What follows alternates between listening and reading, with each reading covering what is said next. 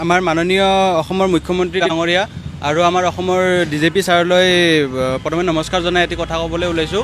আপোনালোকে যি 10/6/2022 তাৰিখে কামাণ্ডো বেটেলিয়নৰ যি আপোনালোকে ফলাফল ঘোষণা কৰিলে নিকাভাৱে, সেই ফলাফলত আপোনালোকে নিশ্চয় সকলোখিনি ভালভাৱে বুজি ফলাফলটো দিছিলে, কিন্তু সেই ফলাফলৰ লগত আমি সুখী নহয় বুলি নিজকে ভাবোঁ। কিয়নো আপোনালোকৰ যিখন এডভাৰটাইজমেণ্ট দিছিলে আপোনাৰ আসাম কামাণ্ডো বেটেলিয়নৰ, সেই এডভাৰটাইজমেণ্টখনৰ 52 দফাত এইটো উল্লেখ কৰা আছিলে যে যিসকল কেণ্ডিডেটে আসাম কামাণ্ডো বেটেলিয়নৰ PST আৰু PET দুটাই কোৱালিফাই কৰি পাছ কৰিব, তেওঁলোকক সাইকোমেট্ৰিক টেষ্ট দিবলৈ অনুমতি প্ৰদান কৰা হ'ব। সেই সকলোবোৰ কেণ্ডিডেট য'ত মানে যিসকলে পাছ কৰিব, আৰু তাতে কোনো এনেকুৱা ধৰণৰ লিখা হোৱা নাছিল যে সেই ঠাইত কোনো কাট অফ লিষ্ট ওলাব বা তাত কাট অফৰ নাম আহিব বুলি তেনেকৈ উল্লেখ কৰা নাছিল।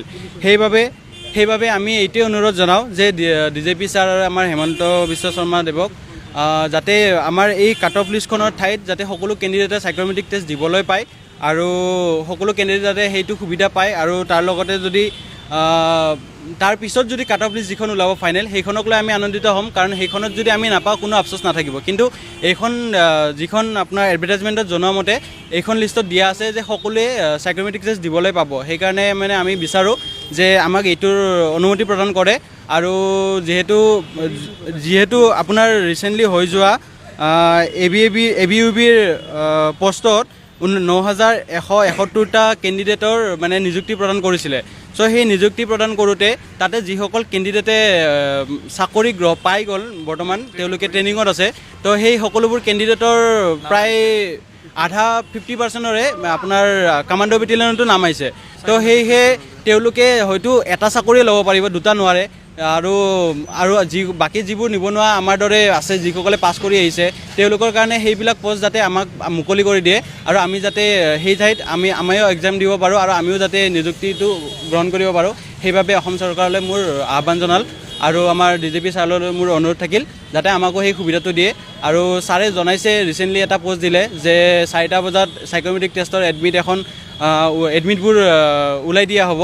তো ছাৰলৈ অনুৰোধ থাকিল যাতে এডমিটখন ওলোৱাৰ আগতে আমাৰ কথাটো চিন্তা কৰে। আমি বহুত ডিষ্ট্ৰিক্টৰ পৰা আহিছোঁ, গোটেই অল অসমৰ কেণ্ডিডেট প্ৰায় ইয়াতে উপস্থিত আছোঁ আমি।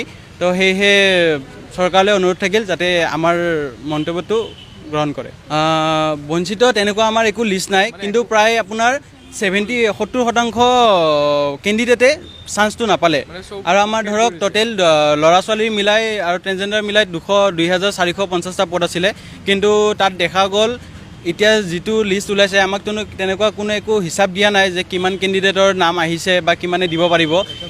কিন্তু আমি জানামতে যিখিনি কোৱালিফাই কৰিছিলে তাৰ আধাকো মাতা হোৱা নাই, কাৰণ তাৰ মাজত দেখা গ'ল কামাণ্ডোৰ ইণ্টাৰভিউ বহুত হাৰ্ড আছিলে, যিটো মানে আৰু চিটুৱেশ্যনটো বহুত হেৰি আছিলে, যাৰ কাৰণে হাই কাট অফ ইমান নাযায়, হয়তো বহুত বেছি 70 বা 75ৰ ভিতৰতে থাকিব।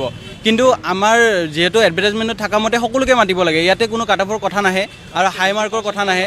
হয়তো লাষ্টৰ অন্তিম যিটো ৰিজাল্ট ওলাব সেইটো মেটাৰ কৰিব, কাৰণ সাইকোমেট্ৰিক টেষ্টৰ ওপৰত আধাৰিতহে ৰিজাল্টখন দিব বুলি জনাইছিলে। তো এতিয়া যেতিয়া মানে হঠাৎ এনেকুৱা এটা ৰিজাল্ট দিলে আমি সেইটোক লৈ সন্তুষ্টি প্ৰকাশ নকৰোঁ, কিয়নো আমি আৰু এখন দ্বিতীয় লিষ্ট আমি পাম বুলি আশা কৰোঁ। হয়, আমি ফিজিকেল এফিচিয়েঞ্চি টেষ্ট আৰু ফিজিকেল হেৰি টেষ্টত আমি মানে পাছ কৰি আহিছোঁ, শাৰীৰিকভাৱে গোটেইখিনিত কমপ্লিট কৰি আহিছিলোঁ। লিষ্টত নাম অহা নাই, মানে আমাৰ হয়তো নাম্বাৰ কম আছে, এইটো আমি নকওঁ যে হয়তো কিছুমানে 1 পইণ্টত নাপালে, কিছুমানে 10 নম্বৰৰ কাৰণে নাপালে। মোৰ নাম্বাৰ বহুত কম আছিলে, কিন্তু তথাপিও যিহেতু এডভাৰটাইজমেণ্টখনত দিয়া আছে যে সকলোকে মাতিব, তাত এই বস্তুটো আহিবই নালাগিছিল, কাট অফৰ কথা বা তেনেকুৱা ওলাব নালাগিছিলে, সকলোকে মাতিবই লাগিছিল, আৰু সাইকোমেট্ৰিক টেষ্টৰ বাবে সুবিধাটো দিব লাগিছিল।